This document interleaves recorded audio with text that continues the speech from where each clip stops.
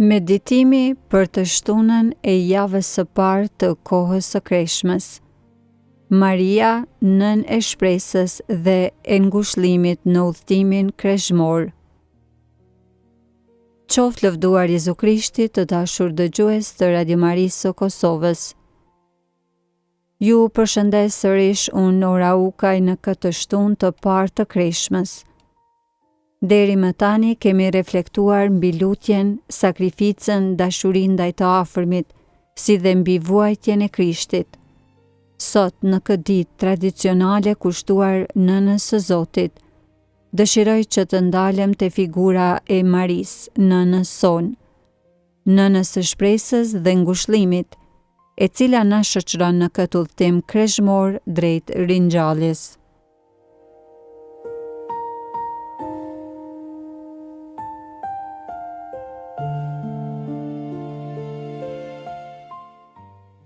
Për sot, le të dëgjojmë një pjesë nga Ungjilli sipas Gjonit, kapitulli 19, vargjet 25 deri 27, ku Jezusi nga kryqi na adhuron Marinë si nën.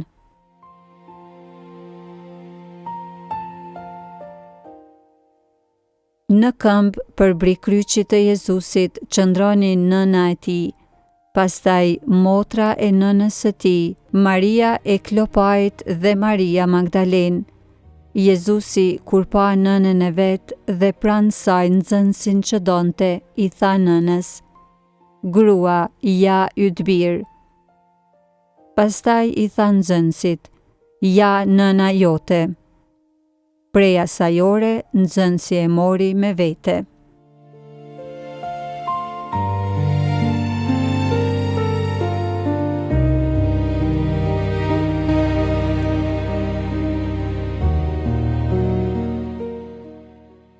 Të dashur dëgjues, kjo pjesë nga Ungjilli, siç edhe mund ta kuptoni, është një testament i dashurisë së pafundme të Jezusit, i cili edhe në momentet e tij të fundit të jetës në përvuajtje, mendon për ne. Ai na dhuron Marinë, nënën e tij, që ne ta shohim si nënën tonë. Dhe pikrisht në këtë dhuratë, ne gjejmë një burim të pashtershëm shprese, ngushëllimi dhe udhëheqjeje. Maria, përveç se është nëna e Zotit, është edhe modeli ynë i besimit dhe i fesë. Gjatë gjithë jetës së saj, ajo përjetoi vuajtje, pasiguri, por edhe dhimbje, nga lajmi i engjëllit e deri tek lindja në një stall, nga ikja në Egjipt e deri tek humbja e Jezusit në tempull, për të përfunduar në kulmin e dhimbjes nën kryq. Ajo ishte gruaja që shpresoi përtej çdo shprese, siç e thotë edhe Shën Pali. Ajo qëndroi besnike, e qetë dhe plot me besim në vullnetin e Zotit, edhe kur gjithçka dukeje humbur. Në udhëtimin ton kreshmor përballemi me sfidat, me tundimet e me dobësitë tona. Kjo mund të jetë një kohë e vështirë, plot sakrifica dhe vetmohime edhe për ne. Pikrisht në këto momente, figura e Marisë na ofron ngushëllim. Ajo e di se çfarë do të thotë të vuash, të humbësh, por edhe të presësh me besim. Maria në këtë mënyrë po na mëson artin e pritjes. Pas vdekjes së Jezusit, ishte pikrisht ajo që e mbajti gjallë shpresën e nxënësve, duke pritur me besim ringjalljen. Ajo ishte e para që besoi në fjalën e Zotit dhe ruajti atë në zemrën e saj. Kjo e shtun pas reflektimit mbi kryqin, na fton që të qëndrojmë me Marinë dhe që ta mbajmë gjallë shpresën për ringjalljen që po vjen. Duke ju drejtuar Marisë, ne gjejmë një nënë që na kupton, që na mbron dhe që ndërmjetëson për ne. Ajo na udhëheq drejt Jezusit, duke na ndihmuar që të përqendrohemi në vullnetin e Atit dhe ta pranojmë kryqin ton me besim. Në momentet e dobësisë, mund t'i drejtohemi asaj me thjeshtësi, duke i kërkuar ndihmë për të vazhduar udhëtimin ton shpirtëror. Le të jetë kjo e shtunë, pra një ditë gjatë së cilës ne mund ta thellojmë përkushtimin ton ndaj Marisë, Zojës së bekuar.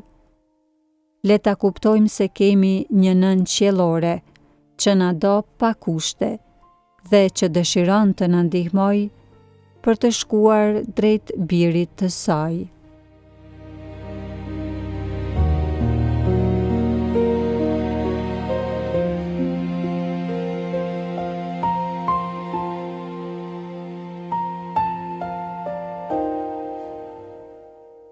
Të lutemi së bashku. O Mari, Nënë e Zotit dhe Nëna jon, ti që qëndrove me besim për bri kryqit të birit tënd, na ndihmo që ta mbajmë gjallë shpresën në këtë udhëtim ton kreshmor. Bëhu ngushëllimi ynë në vuajtje, por dhe udhërrëfyesja jon drejt Jezusit. Na mëso që të themi po vullnetit të Zotit me zemër të hapur, si dhe që ta presim me durim ringjalljen.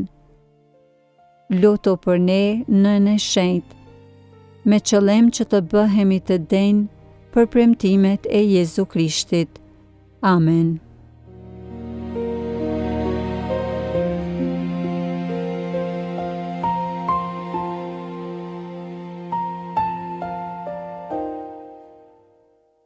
Të dashur dëgjues, për këtë të shtunë ju ftoj që ta lusni Ruzarin e Shenjtë ose që t'i drejtoheni një lutje të shkurtër Marisë, Zojës së bekuar, duke i kërkuar asaj ndihmë dhe ndërmjetësim për nevojat tuaja shpirtërore, por edhe për ato të botës. Përpiquni që ta ndjeni praninë e saj amnore pranë jush dhe lejojeni atë që t'ju shoqëroj në këtë kreshmë. Zoti ju bekoft dhe ju udhëheq në këtë ditë të shenjtë. Ju presim nesër për meditimin e së dielës së dytë të kohës së kreshmës. Kudo qofshi, hiri i Zotit qoftë me ju.